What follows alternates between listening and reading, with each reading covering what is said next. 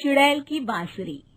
एक सुहाना सा दिन होता है और मगन, रामलाला, चंदन, राजन, तपन और गोलू के पापा गांव के बरगद के पेड़ के नीचे बैठकर अपनी शाम की गपशप कर रहे हैं।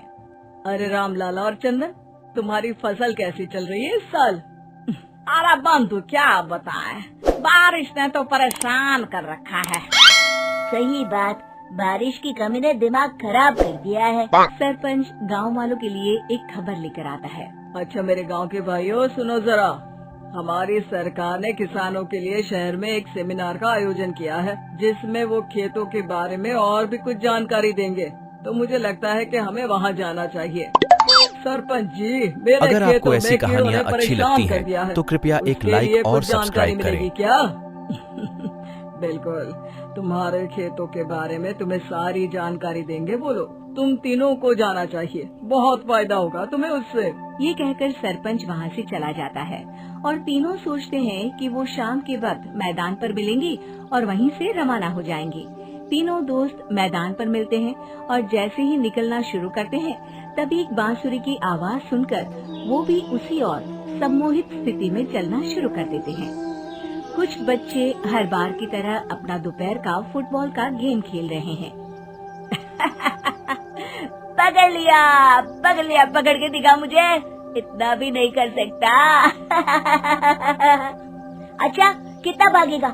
आखिरकार तो मेरी पकड़ में आ ही जाएगा। हाँ, तुझे पता नहीं तपन, राजन कितनी तेज दौड़ लगा सकता है।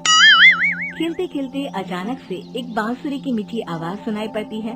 सारे बच्चे उसका पीछा करने लगते हैं। शाम हो गई है और बच्चों के घर न आने की वजह से उनकी माँ मैदान में पहुँच जाती है। राजन बेटे, अरे ओ राजन बेटे, किधर चले गए? इतनी देर हो गई, घर वापस क्यों नहीं आए बेटे?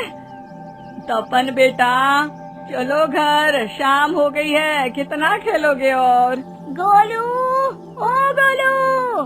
तीनों की माँ एक दूसरे को देखने लगती है और उन्हें एहसास होता है कि उन तीनों के बेटे घर आए ही नहीं।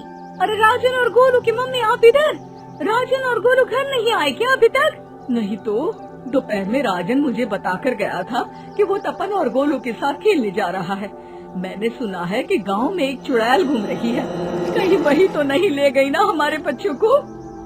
ऐसा कुछ नहीं हुआ होगा, हम तीनों अलग अलग जगह ढूंढते हैं, इधर ही खेल रहे होंगे तीनों बच्चे। ये कहकर तीनों बच्चों की माएं उन्हें ढूंढने निकल गयी। बहुत देर हो गई और फिर भी तीनों बच्चे मिले नहीं। तीनों की माएं मैदान पर फिर से मिलती हैं। सुनिए जी, ये तीनों मिल ही नहीं रहे और मेरे दिमाग में बहुत बुरे बुरे ख्याल आ रहे हैं। अब चिंता मत कीजिए, हम सरपंच से जाकर बात करते हैं, वो हमारी मदद करेंगे। गोलू की माँ सही कह रही हो, चलो चलते हैं। एक उम्मीद की आशा लेकर तीनों अपने बेटों की फिक्र में सरपंच के घर जा पहुंचती है। सरपंच अपनी शाम की चाय पी रहे हैं और अखबार पढ़ रहे हैं। तभी तीनों की माँ हड़बड़ी में भागकर उनके पास आती है। अरे अरे, आप तीनों इतनी डरी हुई क्यों हो? क्या हुआ? ऐसी क्या बात हो गई? तिवारी जी, हमारे लड़के दोपहर से खेलने गए हैं और अब तक लौटे नहीं हैं। हमने उन्हें सब जगह ढूंढा, लेकिन हमें वो मिले ही नहीं, इसीलिए हम भागकर आपके पास आ गए। अच्छा, इनके पिता कहाँ है? ये कुछ काम के लिए शहर गए हैं, इसीलिए हम भागकर आपके पास आए हैं। हाँ, मैं उसके बारे में भूल ही गया था। एक काम कीजिए, मुझे उस जगह लेकर चलिए जिधर वो आखिरी बार खेल रहे थे।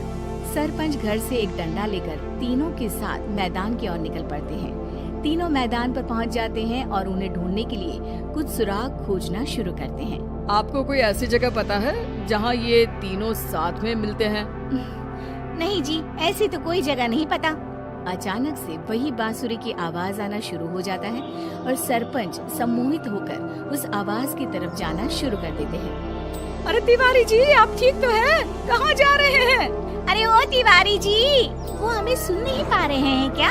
सरपंच बांसुरी की धुन में झुककर उसी दिशा में आगे बढ़ रहे थे। ये आवाज कैसी? ऐसा लग रहा है कि कोई बांसुरी बजा रहा हो। हाँ, सरपंच जी भी उसी दिशा में जा रहे हैं। सरपंच का पीछा कर तीनों मैदान के टूटे हुए बंगले पर पहुंच गए और सरपंच के पीछे दरवाजे के अंदर घुस गए। तीनों बंगले के अंदर झांकते हैं तो देखते हैं कि बहुत अच्छे से संभाला गया है बंगला। उतने में एक हंसी की आवाज आती है। अगर आपको ऐसी कहानियाँ अच्छी लगती हैं तो कृपया एक लाइक और सब्सक्राइब करें। आज तक कभी तंग नहीं किया, हमेशा अपने जादू से लड़कों को खींच लाती है। ये बोलते ही राजन की माँ को तीनों बच्चे और उनके पिता वहाँ चुड़ैल के पास लेटे हुए दिखते हैं। अरे वो देखो गोलू के पापा। अरे रे, अरे गोलू की माँ, अब चुप रहिए ना जरा। उस चुड़ैल ने देख लिया तो हम भी फंस जाएंगे। इन्हें बचाएगा कौन? लगता है ये शहर गए ही नहीं और इस चुड़ैल ने इन सबको भी यही बुला लिया है। अब हमें इन्हें छुड़ाना होगा। एक काम करते हैं। राजन की मम्मी गोलू और तपन की मम्मी को एक प्लान बताती है। बिल्कुल सही कह रही हो राजन की मम्मी। चलो आज इस चुड़ैल को मजा चखाते हैं। तीनों माएं अपने छुपने की जगह से बाहर निकलती हैं और एक्टिंग करना शुरू कर देती है। ये तो बढ़िया है। अब इसका असर औरतों पर भी हो रहा है। वाह जी वाह। तीनों माएं चुड़ैल की थोड़ा करीब आती है। राजन और गोलू की माँ चुड़ैल को पकड़ लेते हैं और तपन की माँ बांसुरी हाथ से पकड़कर तोड़ देती है। अरे पागल औरत, ये क्या कर दिया? मेरी बांसुरी को तोड़ दिया। अब मेरी शक्तियाँ खत्म हो जाएगी। तुम्हें तो अरे तुझे क्या लगा चुड़ैल कहीं की हमारे बच्चों को और पतियों को हाथ लगाएगी तू? बांसुरी टूटने की वजह से चुड़ैल खाक होकर गायब हो जाती है और सारे लोगों की आंख खुल जाती है। सब अपने परिवार को लेकर उस बंगले से बाहर निकल जाते हैं। कहते हैं ना, नारी